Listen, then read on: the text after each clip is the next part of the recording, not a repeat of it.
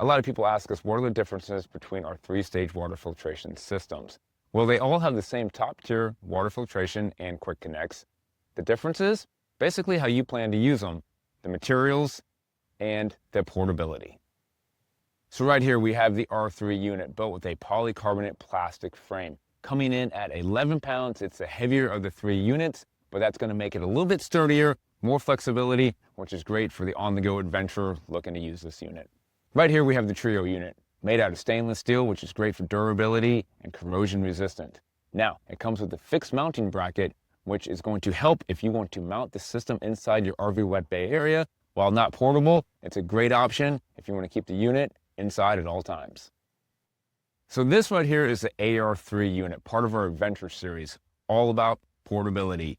Made with lightweight aluminum, it is our lightest and smallest unit that we offer, and it even comes with a travel bag. This is all about RVers on the go.